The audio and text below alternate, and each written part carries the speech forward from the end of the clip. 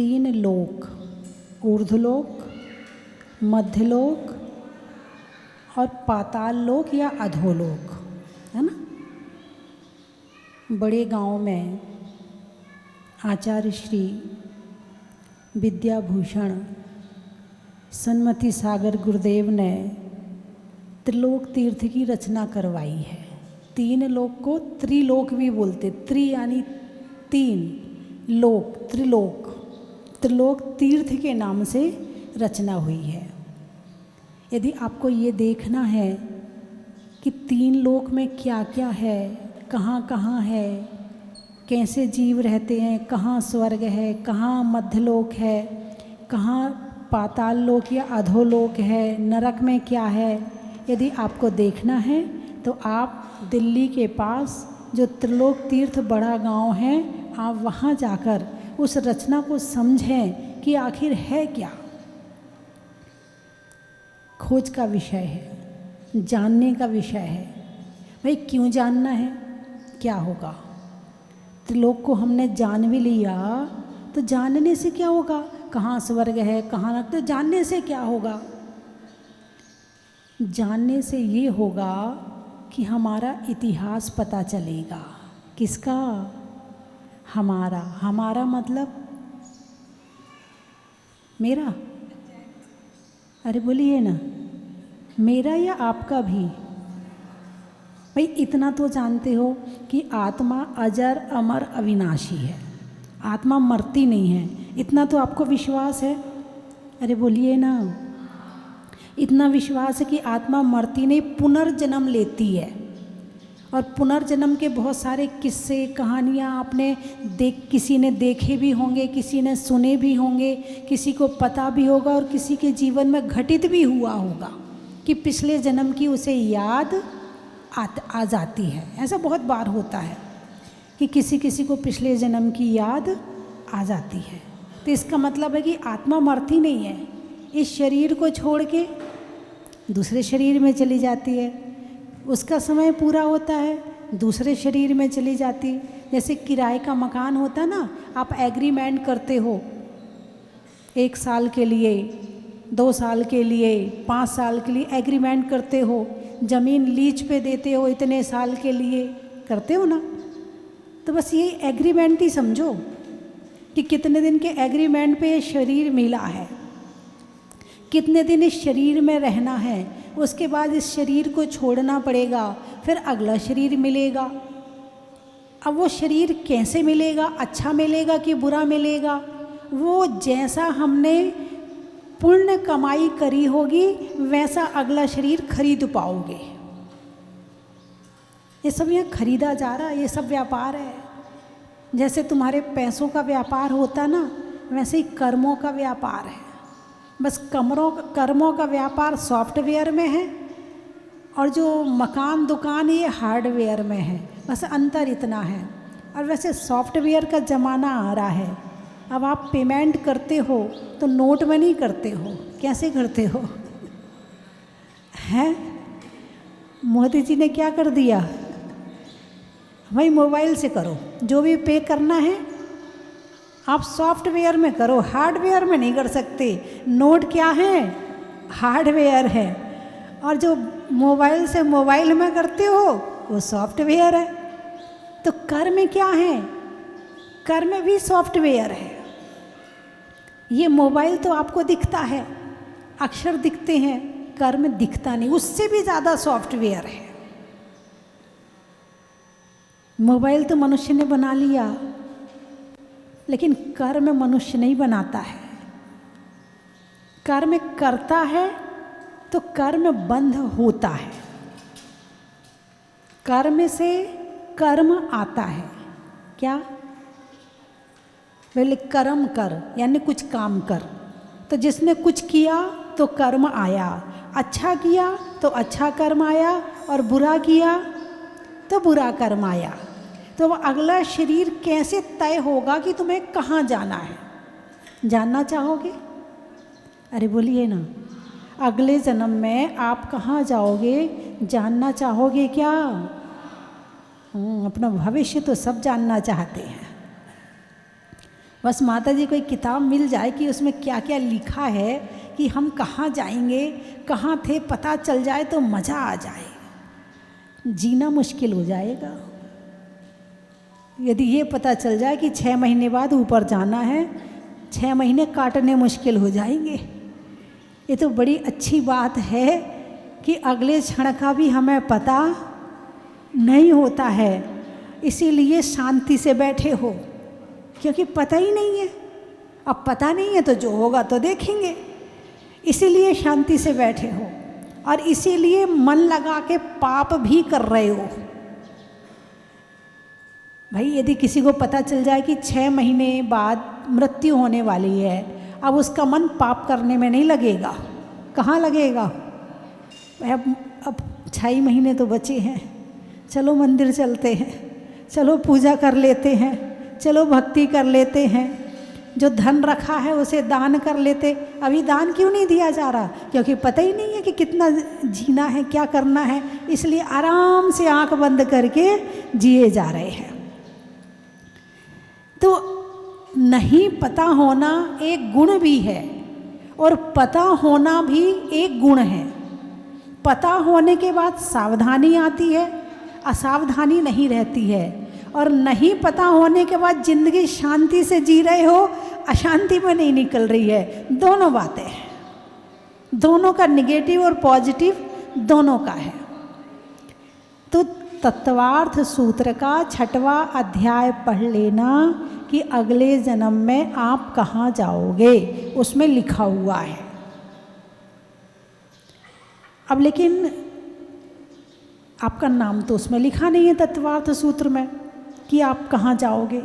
तत्वार्थ सूत्र में आपका नाम नहीं लिखा होगा, क्योंकि ये नाम आपको कहाँ मिला है? पंडित जी बैठ जाओ। अच्छा, आपका नाम नहीं लिखा है क्योंकि ये नाम आपका स्थायी नाम नहीं है। बोलिए, जो नाम आज आपका है क्या वो आपका स्थायी नाम है? पिछले जन्म में आपका नाम क्या था? उसके पिछले जन्म में नाम क्या था? इस जन्म से जब अगले जन्म में जाओगे तो नाम क्या रहेगा?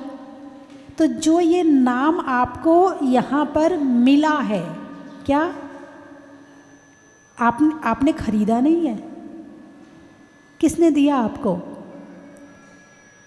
हैं? घर वालों ने दिया। तो दी हुई चीज़ क्या होती है? मिली है। क्या है? हाँ, अभी हमारे पवन जी अपने दोनों जुड़वा पोतियों को लेकर आए हैं, उनका नाम दिया है। एक का नाम प्रहर और दूसरे का प्राशी, है ना? तो नाम आपने दिया ना, उनने खुद थोड़ी लिया है, या भगवान ने थोड़ी दिया, आपने दिया है ना। तो जो चीज़ मिले वो मेरी नहीं है, मिली हुई है। क्या है? मिली हुई है। जब आप छोटे से थे, कितने से? अरे बोलिए ना, आप भी तो कभी इतने से रहे होगे, बस भूल जाते, यही तो दिक्कत है ना? आप भी कभी इतने से थे। आपकी माँ भी आपको गोदी में ले लेके घूमती थी, आपको मंदिर ले जाती थी, साधु संतों के पास ले जाती होगी, आशीर्वाद दिलवाती होगी। धीरे धीरे आप बड़े हो गए, तो आपकी माँ ने आपको नाम दिया हो गया, आपकी बुआ ने, आपकी दादी ने, किसी ने भी। नाम दी हुई चीज़ है, हमारे साथ आई। जब जन्म हुआ था तब कोई नाम था आपका? नहीं था ना, बाद में मिला है ना, है ना? तो नाम मिली हुई चीज़ है। तो जो नाम आज है वो कल रहेगा क्या? तो तत्वार्थ सूत्र में आपका नाम नहीं लिखा है, फिर हम ये कैसे समझें कि हम अगले जन्म में कहाँ जाएंगे? अब नाम तो लिखा नहीं है। तो यदि आप सबको एक साथ मुझे संबोधन देना हो तो क्या कहेंगे? मंदिर में बैठे हो, पूजा अभिषेक करने आए हो, इसका मतलब धर्मात्मा हो। तो धर्मात्मा को क्या कहेंगे? धर्म स्नेही बंधुओं। क्या कहेंगे? धर्म स्नेही बंधुओं। अथवा आप भगवान की भक्ति करते हो, आप भगवान की पूजा करते हो, आत्मा के प्रति भाव रखते हो, प्रवचन सुनते हो, तो भव्य आत्माओं। भव्य किसको कहेंगे? जो मोक्ष जा सकता है उसे भव्य कहते हैं। भले आज नहीं जा रहा है, लेकिन समय आएगा तो कभी ना कभी मोक्ष जरूर जाएगा, तो उसे कहते हैं भव्य। क्या कहते हैं? तो भव्य आत्माओं। अब सबको एक साथ संबोधन कर दिया, सबका अलग अलग नाम नहीं लिया है, उसमें आप सब इकट्ठे आ गए। ठीक है, अब आप सब तो आ गए। अब पूरी दुनिया के मनुष्यों को मुझे एक साथ नाम लेना हो तो क्या कहना पड़ेगा? चलो पूरी दुनिया तो छोड़ो, चारों गति त्रयंच, मनुष्य, नारकी और देव, चारों गतियों के जीवों को मुझे एक साथ एक शब्द में कुछ कहना।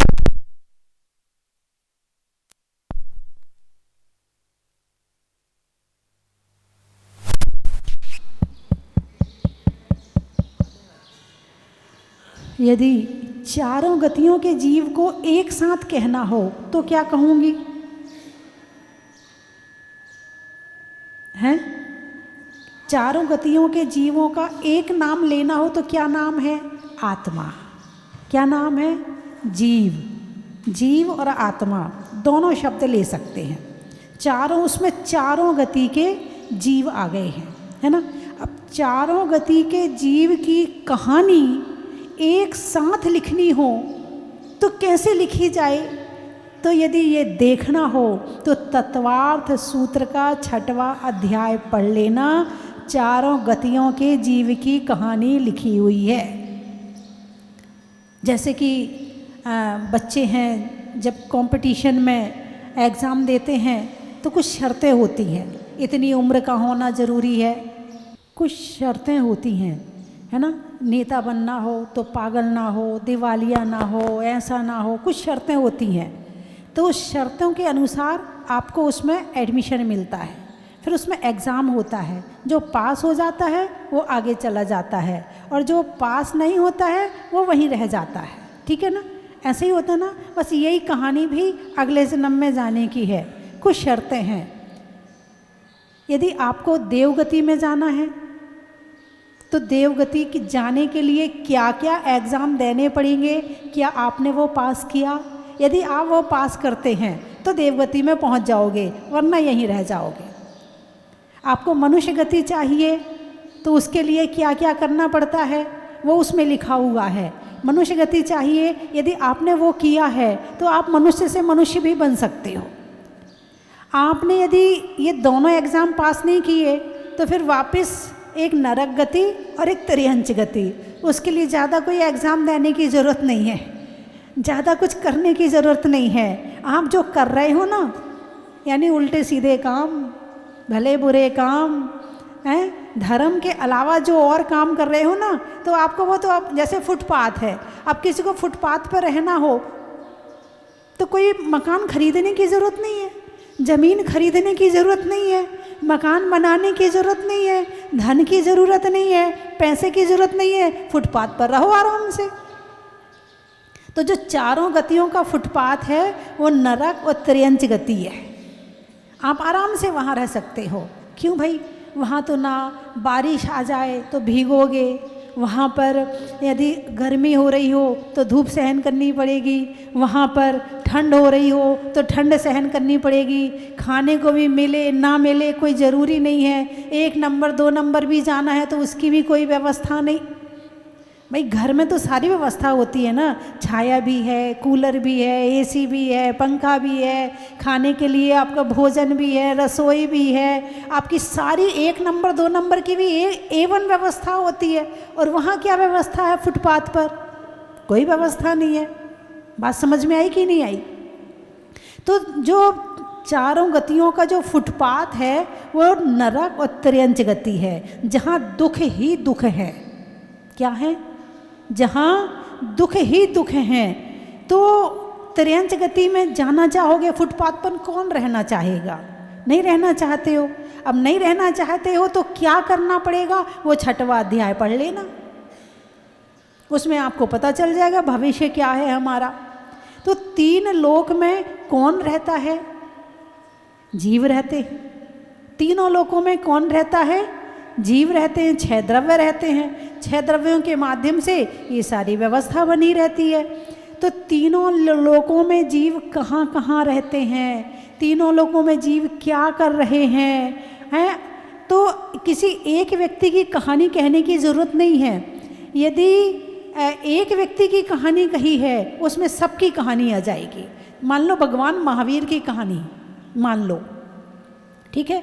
अब भगवान महावीर का भगवान आदिनाथ के समय में ये पता चल गया था कि ये चतुर्थ काल के अंतिम समय में 24वें तीर्थंकर बनेंगे, ठीक है। ये पता चल गया था। अब क्या हुआ, उन्हें आ गया घमंड, अच्छा मैं तीर्थंकर बनूंगा, भगवान बनूंगा, अच्छा तो ये सब मैं इनकी पूजा क्यों करूं, ये मेरे दादाजी हैं इनकी पूजा क्यों करूं, अब मैं अपनी पूजा करवाऊंगा क्योंकि मैं भगवान बनूंगा। अभिमान आ गया, निकल गए समोशरण से और उल्टे सीधे काम करने शुरू कर दिए। अब कभी देवगति में गए, कभी नरक में गए, कभी त्रियंच में गए, कभी अकौआ के पेड़ बने, कभी वेश्या बने, कभी गधा बने, कभी घोड़ा बने, कभी बैल बने, कभी मक्खी बने, कभी मच्छर बने, घूमते रहे चारों गति में। कहाँ घूमते रहे, चारों गति में। और जब शेर की पर्याय में आए, कौन सी पर्याय में, शेर की पर्याय में आए, विदेह क्षेत्र में प्रश्न किया भारत क्षेत्र का अंतिम तीर्थंकर कौन होगा। सीमंदर स्वामी ने उत्तर दिया भगवान महावीर होंगे। दो मुनिराजों के मन में जिज्ञासा हुई कि जरा देखें तो सही कि वो कहाँ है, किस पर्याय में है। पूछा कहाँ है, बोले उस जंगल में, वो शेर की पर्याय में है, जाना चाहिए। जो आने वाले समय में तीर्थंकर बनेगा उसे देखना चाहिए वो क्या कर रहा है। दो मुनिराज आ गए, आकर के देखा तो वो एक हिरण का शिकार कर रहे थे और हिरण का शिकार कर रहे थे, उसे मार के खाने की तैयारी में थे क्योंकि शेर तो शेर है, उसकी जो अपनी मतलब जो भी नेचर है उसकी, वो अपना काम कर रहा था। तो मुनिराज आकाश में ठहर गए और उन्होंने बड़ी गंभीर वाणी में कहा, भो सिंह ये तू क्या कर रहा है, आने वाले समय में तुझे अहिंसा धर्म का प्रवर्तन करना है और आज तू खुद हिंसा में लगा हुआ है, ये तू क्या कर रहा है। और ज्यों ही उस शेर को संबोधन मिला सब छोड़ दिया, सारे मांसों का त्याग कर दिया, पत्ते खाने शुरू कर दिए, अपना जीवन यापन शुरू कर दिया। अब बस यहीं से उनका उत्थान शुरू हो गया और 10वें भाव में आके वो तीर्थंकर भगवान महावीर बने। अब हमने एक भगवान महावीर की कहानी को समझा कि वो इतने भाव तक कहाँ घूमते रहे। अब हम अपनी तरफ देखें कि हम कहाँ घूम रहे थे। यदि एक की कहानी समझ में आ जाएगी तो हमें अपनी कहानी समझ में आ जाएगी। इसलिए प्रथमानुयोग पढ़ना है, कर्मों की व्यवस्था समझनी है तो करणानुयोग पढ़ना है, हमें अपना आचरण सुधारना है तो चरणानुयोग पढ़ना है, और हमें अपनी शुद्ध आत्मा को देखना है तो द्रव्यानुयोग पढ़ना है कि मेरी आत्मा है कैसी। उसका यदि स्वरूप जानना है तो द्रव्यानुयोग पढ़ना है। चारों अनुयोग पढ़ना जरूरी है। जब प्रथमानुयोग पढ़ोगे तो अपनी कथा का पता चलेगा, विरक्ति आएगी, भाव शुद्ध होंगे। फिर कर्णानुयोग पढ़ोगे तो कर्मों की व्यवस्था, 3 लोक की व्यवस्था पता चलेगी, 3 लोक का वर्णन पता चलेगा कि मैं अभी तक कहाँ घूम रहा था, है ना। ये तो पता होना चाहिए ना कि मैं कहाँ घूम रहा था। अभी तो पता है मुझे यहाँ घूमना है, वहाँ घूमना है, वहाँ घूमना है, अपना इतिहास वर्तमान का पता है, मगर भूत और भविष्य अभी अज्ञात है हमारा। लेकिन भगवान के मंदिर में रोज इसलिए जाते हैं कि इनका हम भूत भी देखें और इनका हम भविष्य भी देखें और इनका हम वर्तमान भी देखें। जिनने भगवान का भूत भविष्य वर्तमान देख लिया उसने अपना भूत भविष्य वर्तमान देख लिया। आते हैं लोग, बुलाने वाला चाहिए। आते हैं लोग, बुलाने वाला चाहिए, देते हैं लोग, लेने वाला चाहिए, देते हैं लोग, लेने वाला चाहिए, और करते हैं लोग, कराने वाला चाहिए, और झुकते हैं लोग, झुकाने वाला चाहिए। यदि लोग तुम्हारे सामने नहीं झुक रहे हैं तो लोगों की कमी नहीं है, तुम्हारी कमी है। हम अपनी कमी नहीं देखते हैं, हम सबकी कमी देखते हैं। और जिस दिन अपनी कमी देखने लगेंगे उस दिन सामने वाला अपने आप कहेगा, जय जिनेंद्र भाई साहब, अभी तुम्हें कहना पड़ता है हम तुम्हारे मम्मी पापा हैं, पैर छुओ हमारे। अरे बोलिए ना, बच्चों को कहना पड़ता है कि हमारे पैर छुओ हैं, और वो भी कैसे छूता है, झुकता तो है ही नहीं। हाँ, अब आने वाली पीढ़ी तो इतना भी नहीं करेगी, वो कहेगी क्या है पापा ये नाटक मचा रखा है, क्या होता है पैर छूना, कुछ नहीं होता है। अहंकार का समय बढ़ रहा है, सबका अहंकार टकरा रहा है, और जिसके अहंकार को चोट लगती वो नाग बन जाता है। क्या, चाहे पति हो, अरे बोलिए ना, चाहे पत्नी हो, यदि पत्नी के अहंकार को चोट मारोगे तो वो भी तैयार बैठी है, फिर वो ऐसे चोट मारती है कि तुम उसका जवाब भी नहीं दे पाओगे। यदि तुमने ज़्यादा उसके ऊपर गुस्सा किया ना तो डायरेक्ट गुस्सा नहीं करेगी तुम पे, पता है वो क्या करेगी, रसोई में जाके बर्तन पटकेगी। अब कहो क्या करोगे? दरवाज़ा खोलेगी तो भड़क के दरवाज़ा खोलेगी, लगेगा दरवाज़ा अभी तोड़ देगी। दरवाज़ा बजाएगी तो ऐसे बजाएगी सांकल कि अभी टूटने वाला है दरवाज़ा। तुम्हें भोजन देगी ना, परोसेगी तुम्हें भोजन, तो थाली पटक के रखेगी, लो खा लो, और रोटी भी देगी तो यूँ पटक के देगी। अब करो क्या करते हो, कहो क्या कहते हो? अब बर्तन पटक रही, तुम क्या कहोगे बोलो? उसके अहंकार को चोट मारोगे, वो तुम्हें चोट मारेगी। और उसको तो छोड़ो, तुम अपने बच्चों को चोट नहीं मार सकते हो। जरा ऊंची आवाज़ में माँ डांट तो दे, क्यों चिल्ला रही हो, क्यों जोर जोर से बोल रही हो, धीरे नहीं बोल सकती हो? हाँ, आजकल बहुत अहंकार बढ़ गया है, इसको संभालना, इसको बड़ा मुश्किल हो रहा है। तो कहने का मतलब ये है, बात क्या कह रही थी मैं, अहंकार पे आ गई। हाँ, बहुत बड़ी कहानी है अहंकार की, बहुत बड़ी कहानी है। हाँ, झुकते हैं लोग, झुकाने वाला चाहिए। यदि एक माता पिता अपने जीवन को आदर्शमयी जीते हैं तो बच्चों को कहने की ज़रूरत नहीं है कि बेटा हमारे पैर छुओ। बच्चे तो कहेंगे ये तो हमारे भगवान हैं, इनके पैर छुए बिना तो हमारा दिन नहीं निकलता है, ये हमारे घर में रह के देवता हैं, साधु संत हैं हमारे माता पिता। ऐसे माता पिता मिलना तो बड़ा मुश्किल है। बच्चे जब समझदार होंगे तो तुम्हें भगवान मानेंगे और झुकना अपने आप उनका हो जाएगा। यानी यदि सामने वाला नहीं झुक रहा है तो इसमें सामने वाले की कमी नहीं है। बोलिए हाँ या ना? हाँ हाँ। तो क्या करना है, खुद को सुधारना है या सामने वाले को सुधारना है? सामने वाले को ऐसा मज़ा चखाएंगे जीवन भर याद रखेगा, बोलेगा नहीं। अरे बोलिए ना, ये कौन बोल रहा है? ये तुम नहीं बोल रहे हो। कौन बोल रहा है? अहंकार बोल रहा है। विनम्रता और अहंकार में यही अंतर है। जिस दिन अहंकार तुम्हारा कम हो जाएगा उस दिन तुम झुकना सीख जाओगे। और जब तक तुम्हारा अहंकार रहेगा, मेरी बात ऊंची रहनी चाहिए, मैं जो कह रहा हूँ वो ही मानो।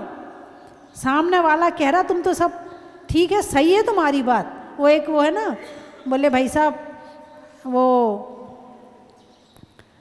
बहस चल रही थी, बोले 2 और 2 4 होते हैं। एक बोला नहीं नहीं 2 और 2 5 होते हैं। अब वो माने ही ना। अब उसने शर्त लगा ली, यदि 2 और 2 4 होते होंगे ना तो मैं अपनी भैंस दे दूंगा, 5 ही होते हैं। घर गया, घर जाने के बाद पत्नी से कहा कि मैंने ऐसी ऐसी शर्त लगा के आ गया। बोले तुम तो गलत हो, 2 और 2 4 ही होते हैं।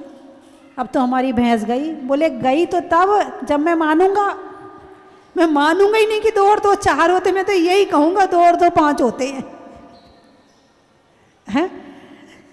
तो समय बहुत विकट आ रहा है और ऐसे समय में अपनी आत्मा की रक्षा करना, पापों से अपनी रक्षा करना, क्योंकि क्रोध, मान, माया, लोभ पाप का खजाना है।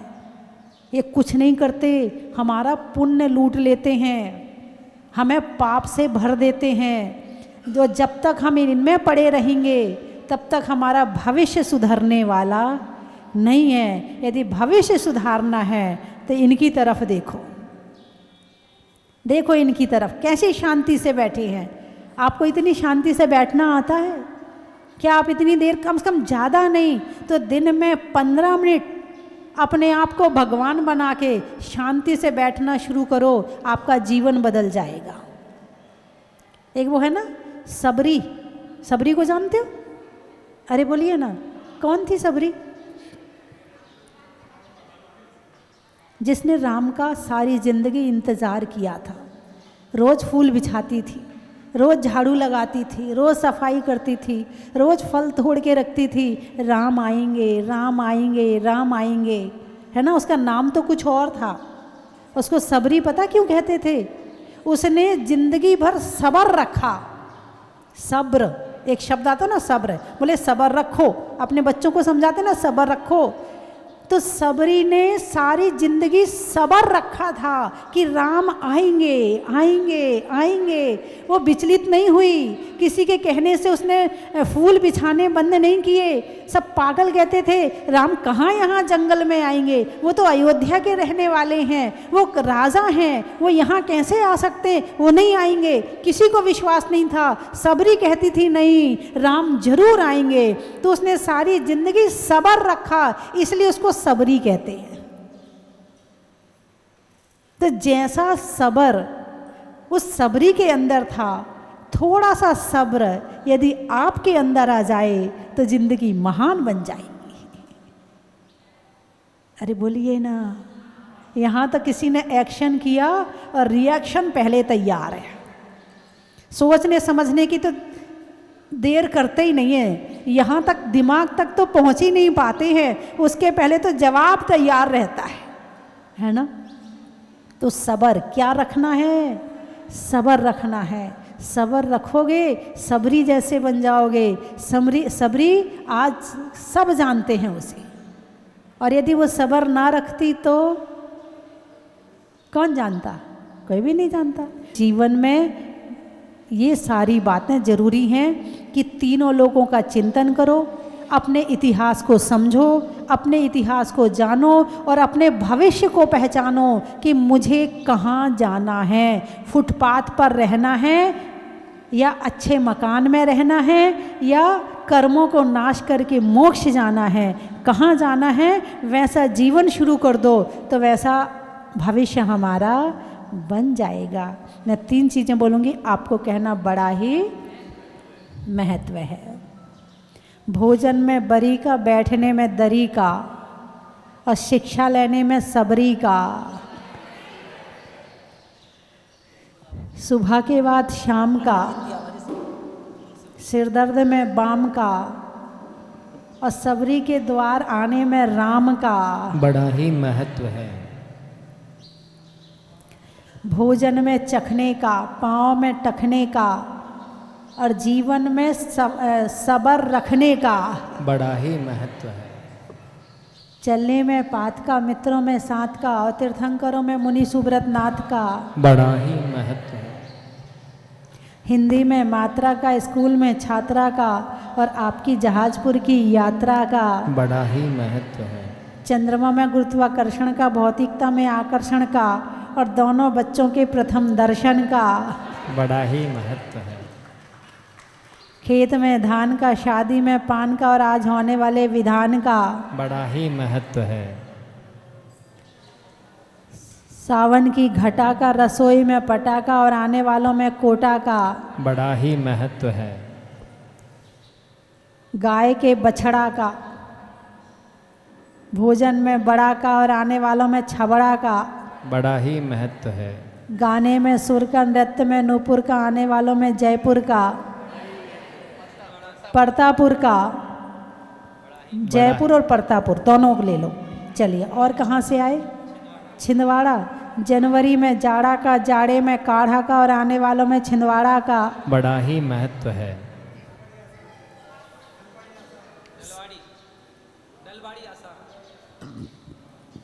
बाग में बाड़ी का, महिलाओं में साड़ी का और आने वालों में आसाम नलवाड़ी का।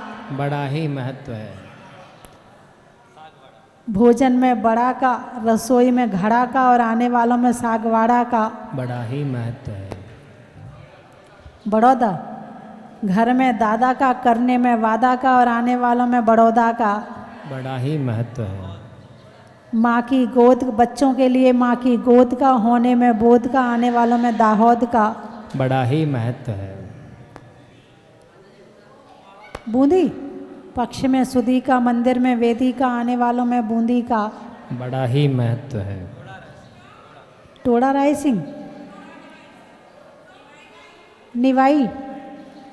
बैठने में चटाई का, भोजन में खटाई का और आने वालों में निवाई का।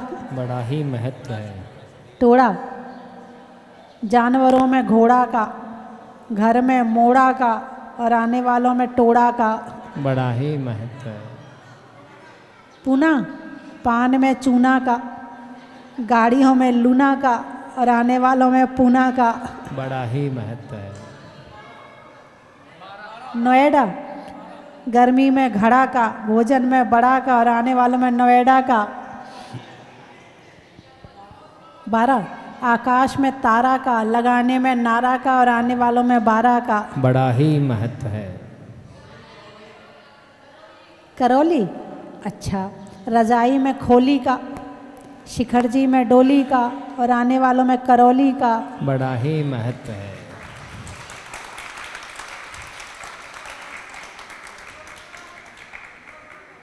खेत में खाद का, भोजन में सलाद का और आने वालों में मौजमाबाद का। बड़ा ही महत्व है।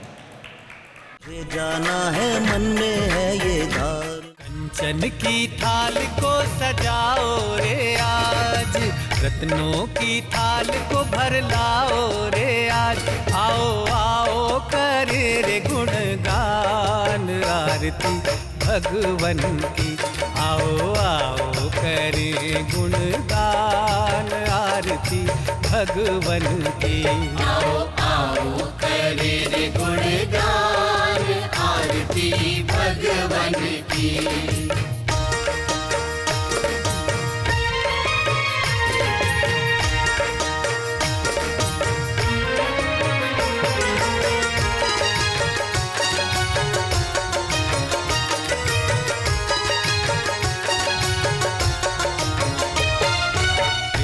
सुमित्र के राज दुलारे, माँ पद्मा जी के नैनों के तारे। पिता सुमित्र के राज दुलारे, माँ पद्मा जी के नैनों के तारे।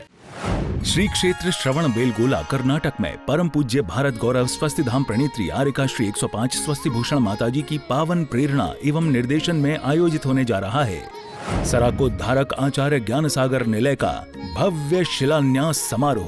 मंगल बेला गुरुवार 21 नवंबर 2024। मंगल आशीर्वाद राष्ट्र संत सराकोद्धारक वात्सल्य रत्न तपोनिधि परम पूज्य आचार्य श्री 108 ज्ञान सागर जी महाराज एवं सप्तम पट्टाचार्य परम पूज्य श्री 108 ज्ञेय सागर जी महाराज। जगत गुरु कर्मयोगी स्वस्ति श्री चारु कीर्ति पंडिताचार्य वर्य भट्टारक पट्टाचार्य वर्य महास्वामी जी। पावन निर्देशन परम पूज्य जगत गुरु स्वस्ति श्री चारु कीर्ति पंडिताचार्य वर्य भट्टारक पट्टाचार्य वर्य महास्वामी जी। आप सभी इस कार्यक्रम में सपरिवार पधार कर पुण्यार्जन अवश्य करें। आयोजक श्रवण बेलगोला क्षेत्र श्रवण बेलगोला जैन मठ इंस्टीट्यूशन मैनेजिंग कमेटी ट्रस्ट। निवेदक समस्त ज्ञान सागर जी भक्त परिवार। अन्य अधिक जानकारी हेतु संपर्क सूत्र 9312246951, 9810436037, 9844013463, 94992 06319। राजस्थान की पावन नगरी भीलवाड़ा स्थित स्वस्थ धाम जहाजपुर की अतिशयकारी धन्य धरा पर प्रथम बार परम पूज्य गणनी आर्यका श्री 105 स्वस्ति भूषण माताजी के पावन सानिध्य में आयोजित होने जा रहा है कल्पद्रुम महामंडल विधान। मंगल बेला 9 से 16 नवंबर 2024। विधान में इंद्र इंद्राणी बनकर सातशय पुण्य का बंध अवश्य करें। प्रतिष्ठाचार्य डॉक्टर अभिषेक जैन, शिक्षाचार्य दमोह, संगीतकार लोकेश एंड पार्टी भोपाल। न्यौछावर राशि 11,000 रुपए मात्र। विधान में पधारने वाले इंद्र इंद्राणियों को समिति की ओर से आवास एवं भोजन की समुचित व्यवस्था उपलब्ध कराई जाएगी। आप सपरिवार सादर आमंत्रित हैं। विधान में भाग लेने एवं अधिक जानकारी हेतु संपर्क करें। देखिए इस कार्यक्रम का भव्य प्रसारण 10 नवंबर 2024 को दोपहर 12 बजे से सिर्फ पारस चैनल पर।